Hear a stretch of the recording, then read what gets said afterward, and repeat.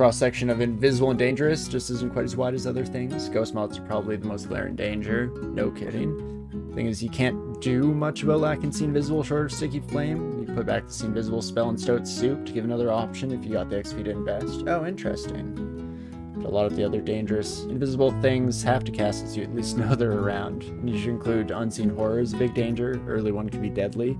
I've met my fair share of early Unseen Horrors causing problems for sure. No stranger to that feeling, to say the least. Oh, hello, all my ugly friends. Perfect. You do love Sticky Flame as a See Invisible where it applies. He was visible because he was on fire. I do like that as well, and it fits into the kind of classic D&D spell Fairy Fire. Very similar functionality there. Only with a little bit more burning of the flesh and all that good stuff. Hello, all of my bird friends and others. Nothing too rough going on there, at least.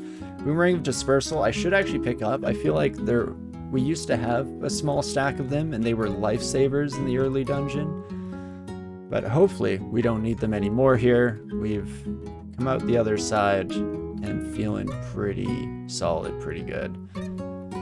Holy moly. If I could just get some more like wide open floors instead of all these tiny corridors where we're coming around right next to the new friends at every single opportunity, that would be nice. But hey, it's up to you, DCSS. Who am I to judge your choices in life, of course? We'll block off this fancy little structure here because it's probably filled to the brim with all sorts of fun and exciting enemies that we would rather not have to deal with at the moment here. Perfect. And oh geez, let's definitely aim for the summoner themselves here if we could. Fantastic.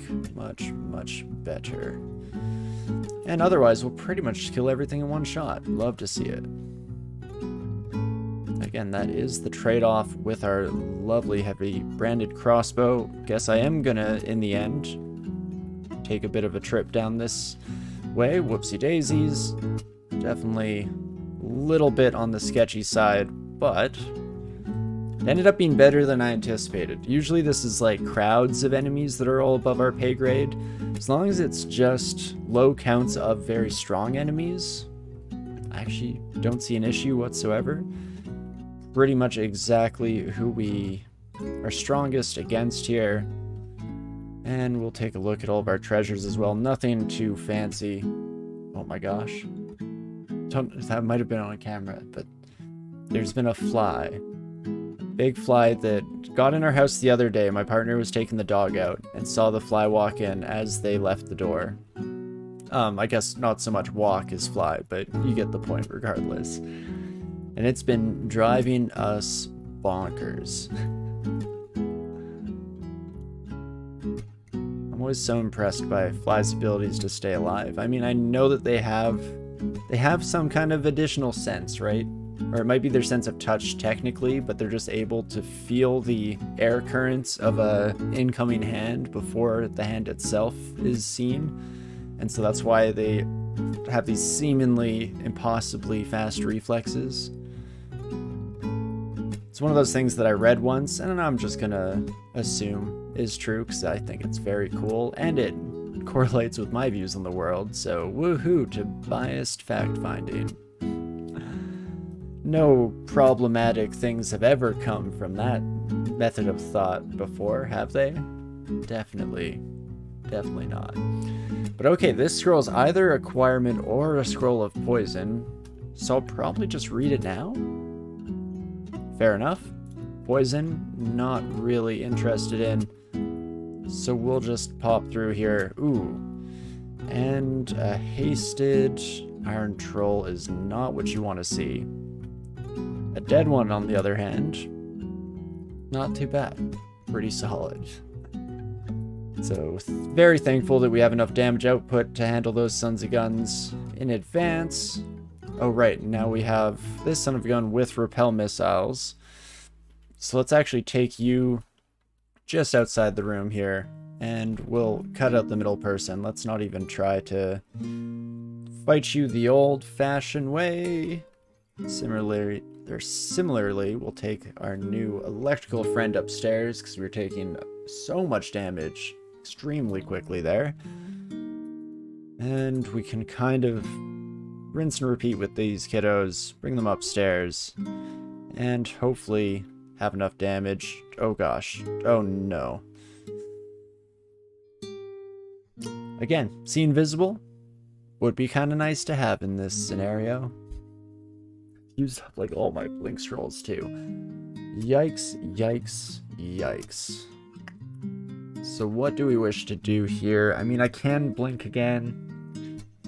If I can blink and just get the teleport to proc, then we can take our time dealing with this son of a gun, at least wait until we can see them again. Yikes, yikes, yikes. Alternatively, let's go with a blink. Okay, I was over here, right? I think so. Read a telly. Start walking this way. Why do all these rooms look the same to me now? I think we're in safety. So we'll just head upstairs and completely heal up. Make it out that one in one piece. Spark Wasp also on the list of terrifying things. And again, almost has some of that subtle danger, at least on my end, because normally to me it's like, oh, I don't have resistance to electricity. One of the most terrifying monsters in the game.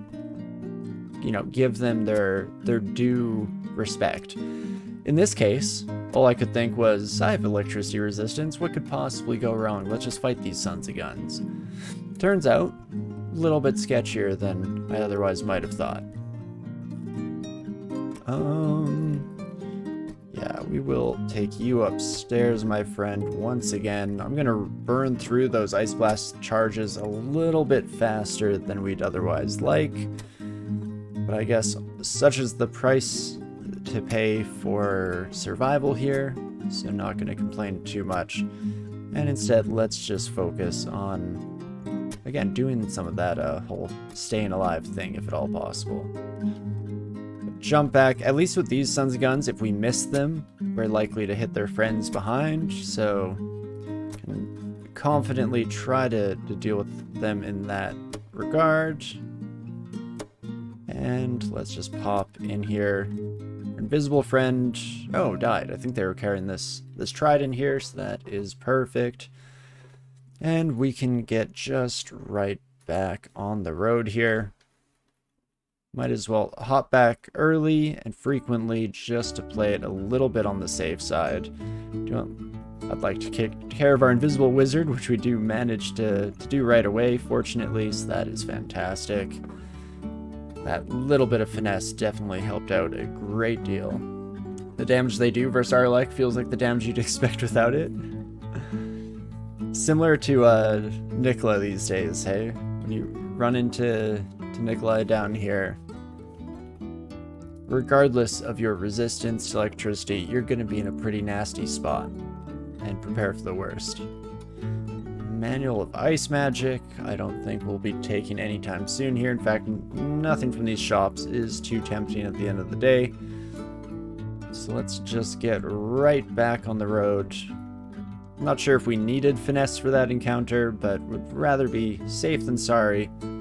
And we'll just play it by ear in that way to try to survive long enough to see what else our dungeon has in store for us, shall we? So that should be pretty much all of Depths 3. Slightly terrifying at times, but all in all, not the end of the world. Yes, I will blast myself. Just a smidge, just a wee bit. And that is perfect. Okie dokie. Still have 48 Ice Blast charges, so at least we started with a pretty ridiculous number of those. Our saving grace here so far. Oof, I probably just have to leave, right? We get constricted by our monstrosity friend here, then This is probably a little bit more trouble than it's worth. So with that in mind, we will just get the heck out of there. Oh, and fun and get marked. That's perfect. I was so worried about those Sons of Guns earlier for their repel missiles effect. Turns out, oh my gosh.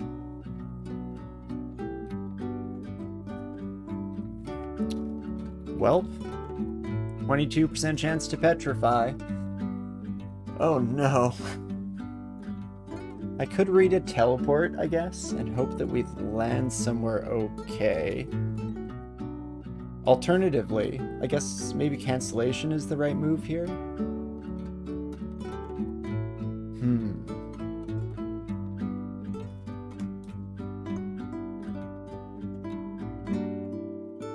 I think I'm gonna go with cancellation. That should get rid of the petrify. It does.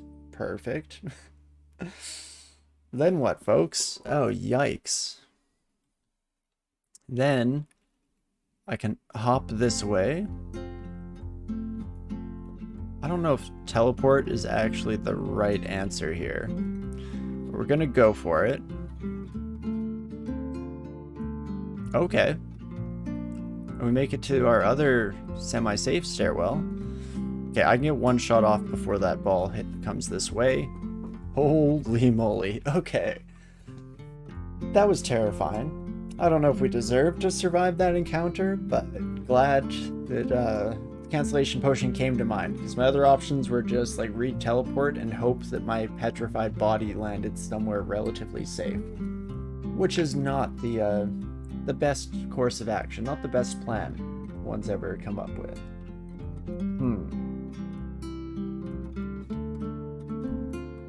Well, I guess once more into the breach. Nothing we can't handle. Oh, if I can take care of the book on its own here. Okay, I did wait a little bit too long and turn to stone. Which then we'll immediately head upstairs and hopefully kill our new friends separately here. Holy moly. And I'm thinking it's about time that we head back to our other stairwells. This is the type of situation where you want to almost just ping pong between the two to play it as safe as possible. But at the very least, we now know that we don't need to worry about our petrifying friends, so that is fantastic. If I just pop my way into this corridor, keep an eye on the finesse there, because we'll want to know if and when it runs out. In fact, let's get a teleport rocking off here and started. Okay, not ideal. Still in pretty much the same vicinity here. But we can continue to fight as all of our friends approach. Kind of have that going for us. Should I read another teleport now, maybe? Yikes, yikes, yikes. What I really wanted was for my hop to come back, but unfortunately we're not staying still for quite long enough to have that happen. But I'm gonna put the ugly thing between me and the Tengu Reaver. Perfect. And hopefully we now finally get a bit of an opportunity to heal up here, to rest on our laurels. Holy moly.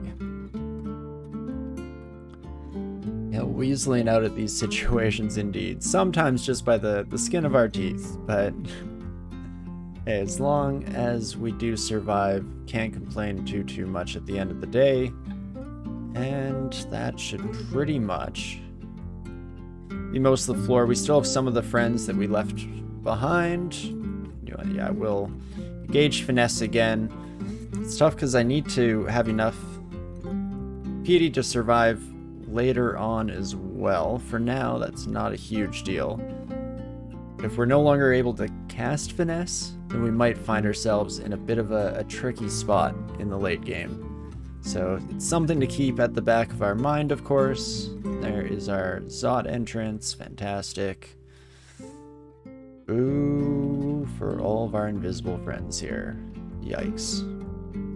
Well, let's hop this way. Unfortunately, does not go very well for us, but we did wait out the invisibility at the very least. And then I'm hoping a few blasts will do the trick. Jeez Louise. Oh, never a dull moment for King Ribbit here, of course. Fantastic. I would say just how we want it, but I cannot confidently say that because, unfortunately, things are a little bit sketchier than that would otherwise entail. I also just noticed, is this the storm bow? Ooh, I love the storm bow. Okay, maybe I switch out from the heavy arbalist now. Go for a triple crossbow storm bow combination instead.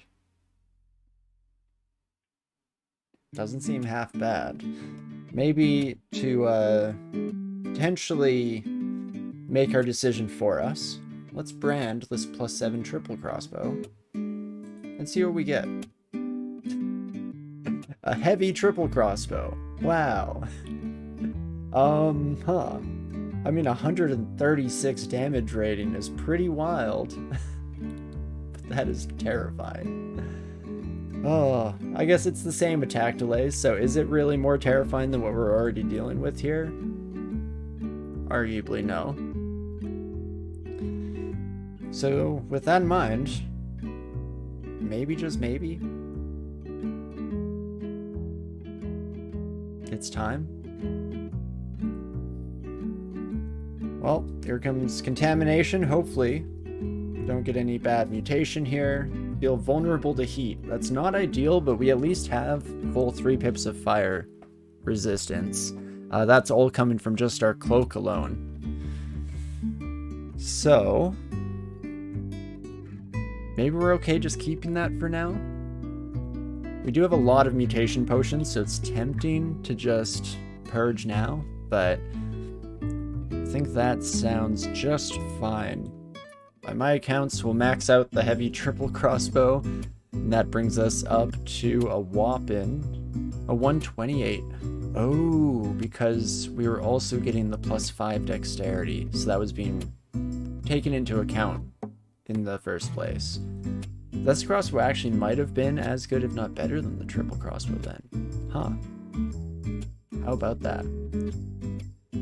But regardless, we have a maxed out crossbow here, and I guess it's just about time to head into Zot, eh? Slightly terrified. Let's maybe stick to our storm bow to start off, just so if there are crowds of enemies, we're in a good spot. Okay, that was a mistake, because if I had my triple crossbow out, we could one-shot this son of a gun, or at least try to. So we'll do so anyway. 65% chance to hit you, my friend. Might as well try to make it happen. Also, definitely take out our moth friend. And there we go. First orb of fire. Down no problem. I mean, pretty lucky situation in terms of getting those 65% hits when they counted most, but hey, I'll take a little bit of luck at the end of the day here. Always going to be a factor. But let's read a magic mapping. I guess maybe floor 1 is where I should have avoided the magic mapping, save them for the future. But hopefully we'll have plenty to go around and won't need to worry too much about that. Holy moly. Well, at least our damage, again, is pretty off the charts here. I guess immediately failing to kill any of these sons of guns is a good indication as to why things should still be terrifying to the extreme. Jeez Louise. Okay, let's slow down here, shall we? Hey Fitz, thank you so much for the subscription, my friend. I appreciate it. Definitely don't get those too often around here. Never any pressure for people to spend money, but I do thank you for the support. And that leaves us with a question then. of what do we wish to do here. How do we get out of this one? Oh, we might have enough damage just to kill these sons of guns. I also have been meaning to check. Yeah, we are down to 0.7 attack delay. So these buddies will be moving like one step towards us every turn. 89% chance to hit you. 81% chance to hit you. We might be able to kill them then? Okay. I'll take that. I'll take that. Jeez Louise.